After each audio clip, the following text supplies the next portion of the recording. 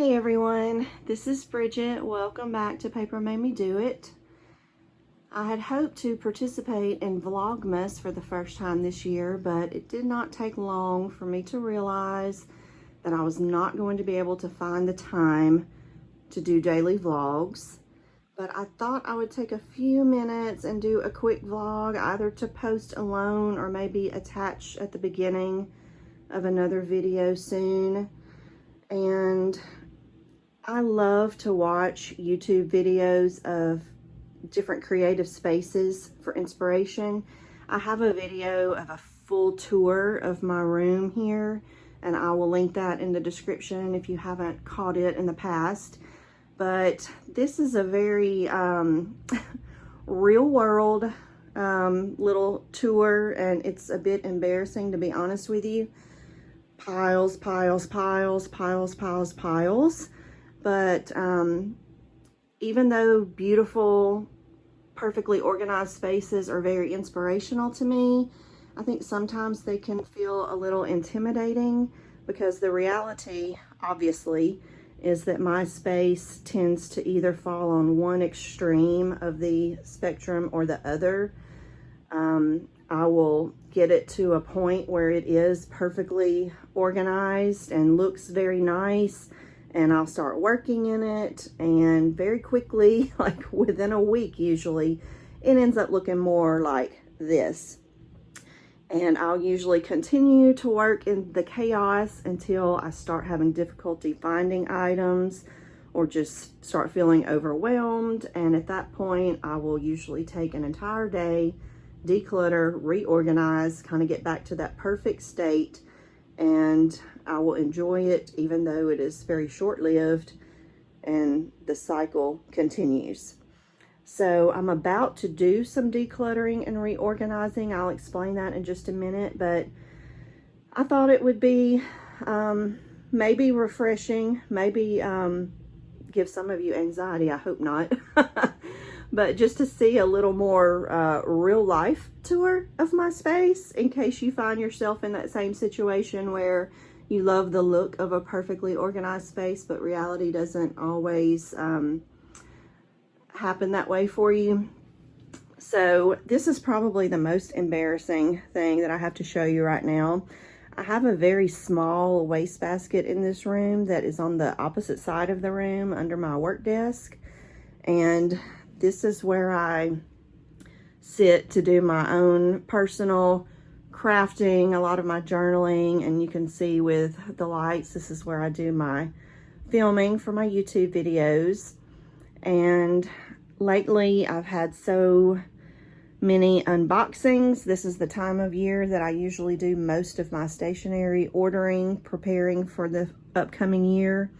And as I'm discarding packaging and scraps and stuff, I've just been tossing it into this little pile on the floor here. So, oh my goodness, that's my trash pile. Later today, I'm going to be working on this project. So I just need to bring a trash bag in here, pick up every bit of this, and dump it. So by the end of today, this floor space will be clear again, but I need to come up with a better solution for bulk for trash in this room. And this space right here, I already did some cleaning yesterday, so it was actually even worse than this. But as I'm working on projects here, I tend to just toss to the side any unused pieces or, you know, papers or packaging supplies that I want to repurpose in future projects. Have some 2021 books kind of hanging out here and waiting for setup. And under this pile of packaging and paper printouts that I need to incorporate into my books very soon is a little Canon selfie printer that I purchased earlier this year. Have my little TSL petite tote in the corner here with some frequently used traveler's notebook supplies. You can see the two covers that I most recently unboxed. I just kind of tucked in the back of that bag. and I'll leave a link for that video if you happen to miss it. But what I plan to do later today is declutter, organize, and completely clear, or as much as possible clear, the left side of my desk to have available workspace. I plan to do that project first because I have recently ordered a Cricut machine. So I got bit by the bug, the desire to be able to create and make some of my own stickers. And from what I understand, that machine needs a considerable amount of workspace because the mat has to slide back and forth in either direction. So the hope is that if I can clear this left side of my desk, I will then place my Cricut machine when it arrives here and be able to slide it out and have adequate room to use it. Now, my Delphonics bag, you can see it's quite stuffed. This will be a project in the near future. I need to just go through it and kind of replace everything. I had packed this up for a recent weekend getaway. So I may do a future video on that and show you kind of the essentials that I took for that weekend trip, but I've not unpacked that yet. So this is full of kind of a journaling kit, so to speak. And in that recent video where I unboxed the 2 Traveler's Notebook covers from that same Etsy seller, I also purchased in my last order a strap for my Delphonics bag. So he had 2 different listings for these Delphonics straps. I obviously chose a solid color. He also has some that are striped, but I got the olive green to go with my natural canvas bag, and it's very convenient to move it around. So like my strap, I forgot to show it in that unboxing video. And in these shelving sets from Pottery Barn, I previously had this section full of wooden stamps, and I found over time that even though when everything was organized and nice, it looked very pleasing, it was not the best setup functionally, because to get the stamps to fit in these cubbies, I had to stack a lot of them into little pyramids. And so when I would want to grab one, it was just really inconvenient to have to unstack an entire pyramid. It was kind of difficult to reach, and I was almost constantly knocking them over and making a mess. So to solve that issue, I recently ordered these little wooden storage solutions off of Amazon. They were very inexpensive. They're not necessarily the best quality. It's a kind of you get what you pay for type situation. Functionally, they work fine for me. I actually don't mind the very simple rustic look. On the very top one, you can see that a couple of the hardware pieces are actually uneven, like the little label on the bottom shelf, and that one is really crooked, and like even these are a bit crooked. That's something that in the future I may ask my husband to correct, but even in spite of that, I'm really loving these organizers. So what I did yesterday was take all of the wooden stamps out of those cubbies and place them into these tray slide outs. And so all 3 of these trays are full of wooden rubber stamps. And then I started taking other items that were beginning to clutter these cubbies and started filling these little containers yesterday. And I recently purchased some chalkboard labels from Michael's, and I plan to cut them down to size and place inside of each of these little label holders to label everything once I get it completely set up. So by doing that, that has now created empty spaces here. So I'm not sure yet what I'm going to do to fill those.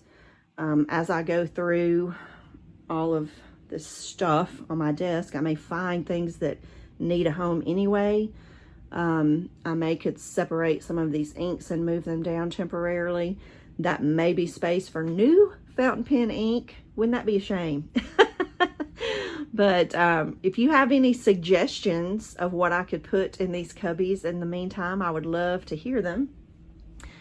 And so this is my, as I said, my little workspace. I've got my December daily set up here that I just posted this morning on Instagram. And I was planning to cut out one of these Courtney Diaz printables. I think I'm going to use this guy right here because he will fit in my field notes size notebook, and I think I'm going to use him for the sweater prompt. I'm kind of incorporating the Create December challenge from Bree into my December daily notebook. Have my coffee ready to go. These are some new washies and a little washi sticker order that I received recently. I need to film videos of that stuff so I can dig in. And then this is just a hodgepodge of I need to stop procrastinating and put things away after I use them.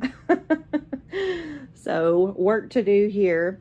I'm kicking myself honestly because you can see here, this is a bit embarrassing too, but I have piles of fountain pens that I've recently cleaned to get ready for re-inking, and I really don't have good storage for them. I've been wanting a 40 pen leather zip-up pen case from Galen Leather for the longest time, and they recently had a sale around the time of Black Friday, and I missed the sale and did not order the 40 pen case like I've been planning to. So I'm kicking myself for missing the sale, but I need to order that at some point and get my pens in a better situation. This is not the best way to take care of your pens, so do as I say, not as I do, right?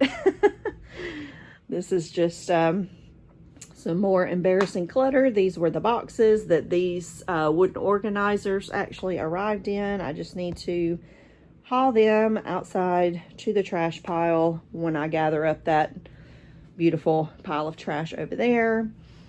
I keep my paper trimmer within reach there.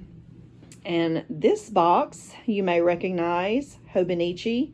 This is my second Hobonichi and hopefully last Hobonichi order for the upcoming year. And how I have allowed it to sit there this long and not open it yet is beyond me.